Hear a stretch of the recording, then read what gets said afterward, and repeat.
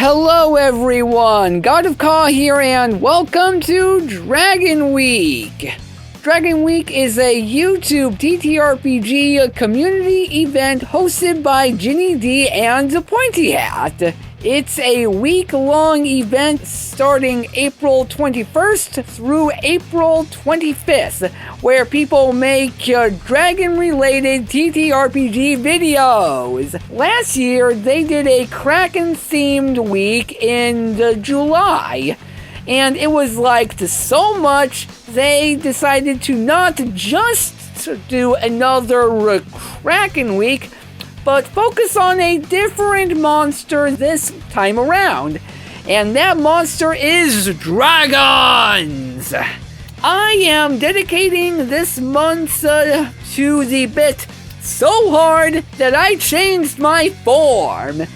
For why I'm participating, I've been doing some Fabula Ultima related videos. It's a TTRPG that's not the top ones in the YouTube space like Pathfinder or Dungeons & Dragons. So I'm motivated to add something new into the ecosystem. That's my purpose, so let's not waste any more time and get into what we're doing for Dragon Week 2025. For my entry, I'm going to put my first ever Dungeons & Dragons 5th edition 2014 player character into the vein of Fabula Ultima, Shamash of the Duradon clan. A red dragonborn gold draconic sorcerer acolyte. Making a player character in the vein of a dragon is nothing new either for this kind of event. Kraken Week had a video where a person talked about making a Kraken-themed player character for Dungeons & Dragons, so there's a precedent for this kind of video while still technically fitting the theme that is Dragon Week. To begin the character creation process, I need to lay out these steps we must follow. First, we need to choose our traits. Second, we're tapping into the High Fantasy Atlas for a suitable quirk. Third, choose appropriate classes to divide our 5 starting levels into. Fourth, choose an attribute dice profile. This calculates the rest of our statistics. And 6, buy equipment, determine the rest of our Zennit, and talk about Fabula points. Traits are the first thing we need to decide because they decide the rest of your character creation choices. This is really important. The first trait we need to discuss is identity. Your identity is a short sentence that describes who your character is at this moment and comprises of up to 2 core concepts, up to 2 adjectives, and up to 1 detail. For Shamash, chosen Dragonborn sorcerer of the Golden One fits the cake. The theme is a symbolic lead into what your character is to do during the game. For Shamash's theme, this is to be discovery. Shamash is to discover why the Golden One chose him, a red dragonborn of all things and not a metallic dragonborn instead. Lastly, we need to discuss origin. This is where the character came from before going on their journey. This is pretty easy for Shamash, as this is the Duradon clan. His original home tribe before he was set off on his journey. Quirks in Fabula Ultima are an optional rule from the Atlas High Fantasy supplemental book.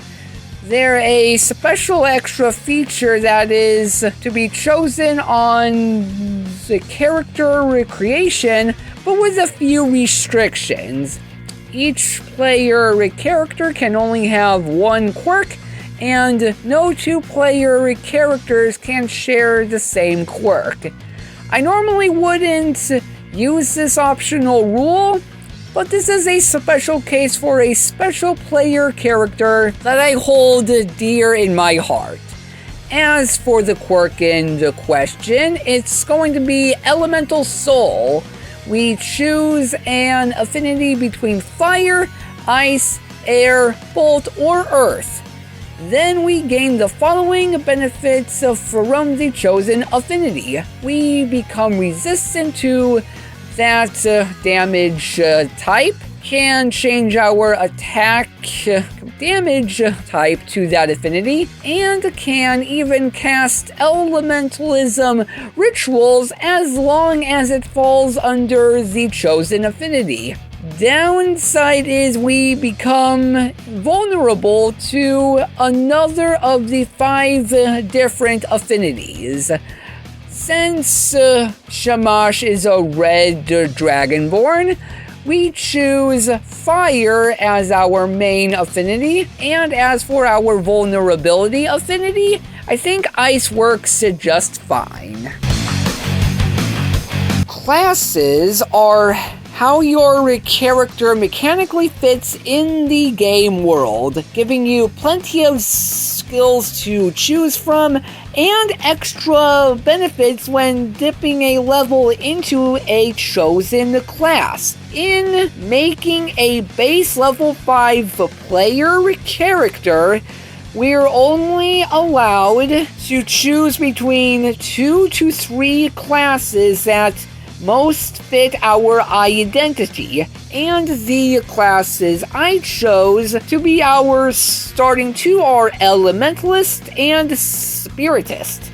The Elementalist is described as a very offensive-focused magic-using class with a lot of elemental damage variety and skills that can make our offensive spells even better. Starting as an elementalist allows us to get a +5 in maximum MP or mind points, and the ability to do rituals under the ritualism discipline.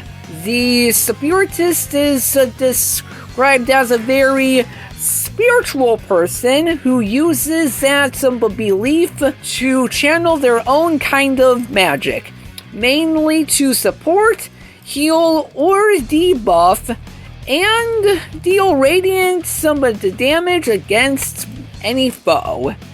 The starting benefits for Spiritists are the same as Elementalist, so that's a total of +10 MP. Going into the build, we'll have 2 levels in Elementalist, and we will get access to Elemental Magic at level 1 and Magical Artillery at level 1. Elemental Magic allows us to choose a number of spells from the Elementalist list of spells equal to the skills level, and our magic check dice for the offensive spells are insight and willpower. With this, we get the spell Ignis. Ignis is an offensive spell that deals high roll plus 15 fire damage to each target if the magic check is a success. This is to emulate the red dragonborn's breast weapon. Magical Artillery allows us to add a +2 modifier times magical artillery's level to our offensive spell magic checks as long as we have an arcane weapon equipped. So we have a +2 to all of our offensive spell magic checks. Finally, we'll put the rest of our levels into Spiritist, and we'll have access to spiritual magic at level 2 and Vice Magus, which has a maximum level of 1. Spiritual magic works the same as elemental magic, but instead of choosing from the elementalist spells, we can only choose from a list of spells specific for the Spiritist. As for these spells, we are choosing Enrage and Hallucination. These are offensive spells that inflict Rage for Enrage and Dazed or Shaken for Hallucination. Lastly, Vice Magus is a skill that allows you to spend double hit points to perform a spell of that spell's MP value if you don't have enough MP to use that spell. There are 4 attributes: Might, Willpower, Dexterity, and Insight. Each attribute relates to a respective die size, and when determining your attributes, you have 3 profiles to choose from. Knowing that the 2014 Dragonborn has a strength of +2 and a +1 in the Charisma, we're going with the average profile, and the attributes are as follows. Dexterity is a D6, Insight is a D8, Might is a D10, and Willpower is a D8. Branching off of the attributes, there are other statistics that are affected by the die sizes in your attributes. HP and crisis score stem from our Might attribute, which results in 55 and 27 respectively for Shamash. MP stems from our Willpower attribute, which results in a 55 thanks to the +10 from our Elementalist and Spiritist classes. The base defense and magic defense are equal to our Dexterity and Insight attributes respectively, so our defense is a 6 and magic defense is an 8. Initiative modifier is a +0 in the meantime, and our inventory point maximum is always 6 plus any extra benefits from our classes. But we don't get any extra IP, so it stays at 6. We start with 500 Zennit, and we buy equipment from there. The staff is the first thing we're getting because it's not only a reliable source of damage, but it's needed for our magical artillery skill. And for the last piece of equipment we're buying is a set of arcane robes to help with those the defenses at a cost of a -2 in our initiative modifier. With that, we are left with 200 Zennit. From there, we add 2d6 times 10 more Zennit. I personally rolled Snake Eyes, so I'm left with 220 Zennit. But I won't list that on the character sheet. Maybe you might get luckier than me. Final thing we gotta do to finish Shamash off is to give him 3 Fabula points. this game's meta currency.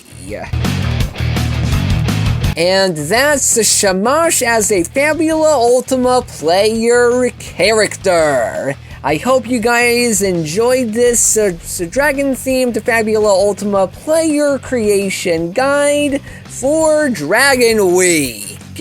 If you want the character sheet to possibly play for yourself, the full sheet will be linked in the description below. After you finish this video, go check out all the other Dragon Week videos that have been out so far. These are my personal favorites on screen right now. With all that said, this is God of Ka signing off.